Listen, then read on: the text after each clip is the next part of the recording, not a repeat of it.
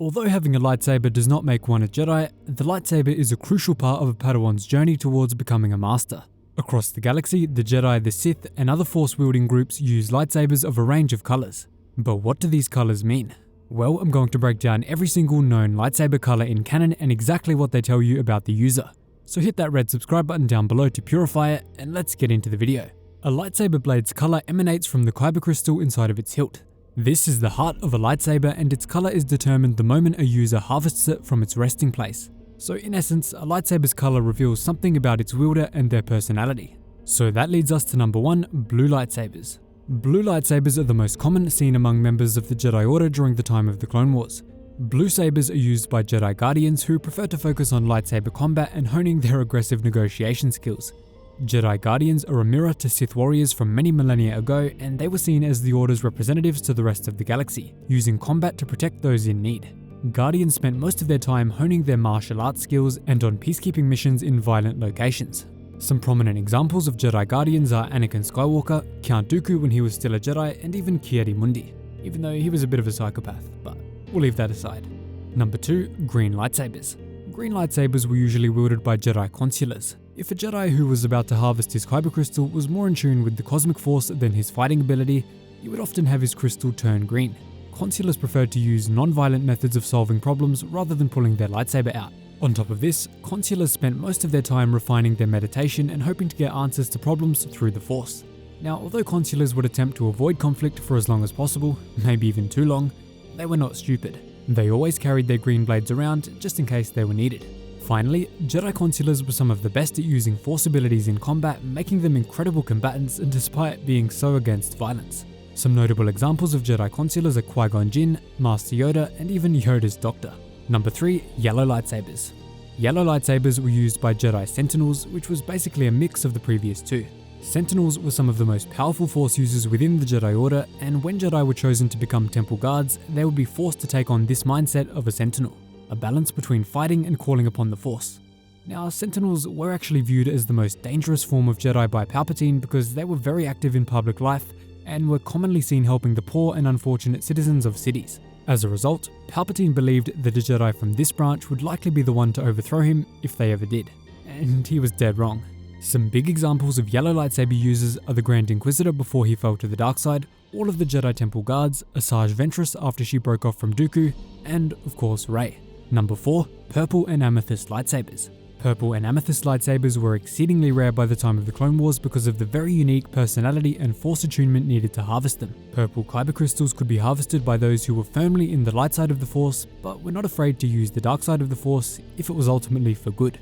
The obvious case of this was Mace Windu, who was definitely a light side Force user, but developed the lightsaber form known as Vapad, which channeled the dark side. The less obvious example of this is a Jedi Knight named Hulick. Hulick was a Rodian Jedi Knight who served during the time of the Clone Wars and was one of the rare users of an amethyst blade. Just like Mace Windu, Hulick was not afraid to use the dark side of the Force to help others, but never took it too far. Either way, during Order 66, Hulick was shot down by his clone troopers, but he did manage to get away and set a course for his homeworld of Rhodia. Unfortunately, he didn't survive the journey and his family entombed him at his home along with his amethyst lightsaber.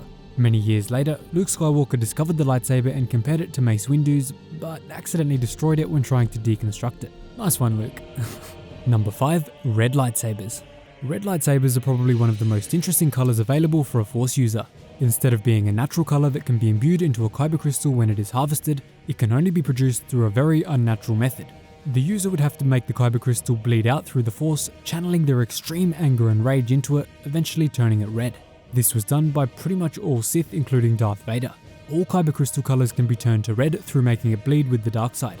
Notable users of red blades are of course Palpatine, Vader, and interestingly enough, Taron Malicos, who blade his after Order 66. He however used Night Sister magics to do it, which is a very interesting variant of the dark side. And that leads directly into the next very important color. Number 6, white lightsabers. White lightsabers are just as interesting as red ones. In fact, the two are connected. To turn a kyber crystal white, a Force user must purify it via the light side of the Force to stop it from bleeding. We know for sure that a Force user can purify a red kyber crystal to white, but we're not totally sure yet in canon if the other colors can also be purified too. The obvious notable user of this color is Ahsoka Tano, who obtained her white lightsabers after killing the Inquisitor known as the Sixth Brother with her bare hands. She did this on the streets of Rada, a small farming moon, after the Sixth Brother discovered that she was plotting a rebellion after Order 66. Regardless, she exploded his own lightsabers on him, leaving only the bleeding red crystals remaining. She then purified these 2 crystals, turning them white, and used spare parts to construct her 2 sabers. Number 7. Cloudy Blue or Sky Blue. Surprisingly, this variation is actually different to regular blue lightsabers.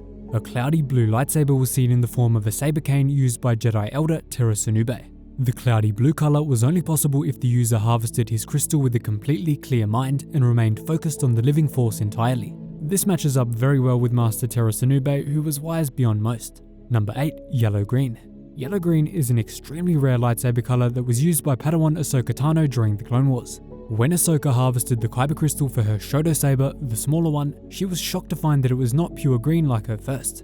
It was instead yellow-green, a mixture of both, which told her that she was moving closer towards a balance between being a Guardian and a Consular. Since her original was pure green, this means that she was moving away from the cosmic force and closer to the living force and lightsaber combat. This is probably because her master was Anakin Skywalker of all people. Very understandable. Number 9. Black.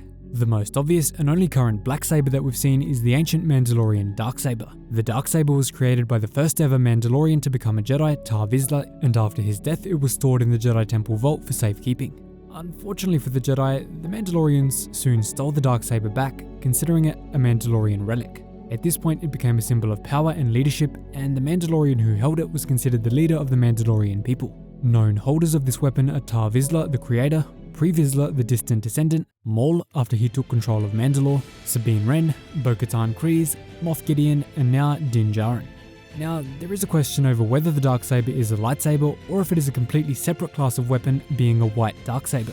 Based on some of the artwork for the High Republic, it does appear that the Darksaber may not actually be a lightsaber, but instead a white Darksaber, and that there could be blue, red, or even green Darksabers if a Mandalorian chooses to make them. But right now, that is pretty unclear in canon. Finally, there are actual lightsabers that emit black blades used by the mysterious Sith Wraiths. These are in a currently unreleased book, however, and we only know a small amount about them from the excerpt of Shadows of the Sith, so we can't go too deep into that. Number 10. Orange. The orange lightsaber is a bit of a mysterious one. In canon, there is only one known user of an orange lightsaber, being Cal Kestis. But the problem is, this came from a pre-order bonus for Jedi Fallen Order, rather than anything in-game. So right now we can only assume the meaning behind it. If I had to guess, I would say it's one of the 2 following options. Number 1, it could be a Force user who was so in tune with service to the public and was very selfless, like the yellow-wielding Jedi Sentinels, that their saber went even further than just yellow. This makes a lot of sense because Cal took one of the most selfless actions possible by saving Prauf when he knew it would expose his Force abilities to the Inquisitors in Jedi Fallen Order. Number 2, it could be the result of a failure to bleed a kyber crystal red. This one is less likely, but maybe at some point in Jedi Fallen Order, which we currently haven't seen yet, Cal is so taken by anger that he attempts to bleed his crystal red, ultimately failing, leaving it orange. This is still possible in Jedi Fallen Order 2 flashbacks, but I'm not leaning towards it. And finally, there are also kyber crystals called Fool's Kyber, which do emit an orange blade, but these aren't real kyber, so they don't technically count. Number 11. Indigo. Indigo is another one of the lightsaber choices from Jedi Fallen Order, but it's not Cal Kestis' canonical color. In canon, there are currently no known wielders of an indigo blade. Number 12. Magenta. Just like indigo, this one is from Fallen Order 2, and there are no currently known users of this color in canon, but it certainly does exist in the canon universe. Number 13. Cyan. So again, cyan is just another lightsaber color from Jedi Fallen Order, and it's pretty close to blue, but not quite. There are no known wielders of this color in canon, and nothing more is known about it. So that is all of the currently known lightsaber colors in Star Wars canon. Really hope you guys enjoyed the video. If you did, hit that subscribe button down below, and I will see you in the next one. And if you made it this far, say thank Mr. Calamari Kestis.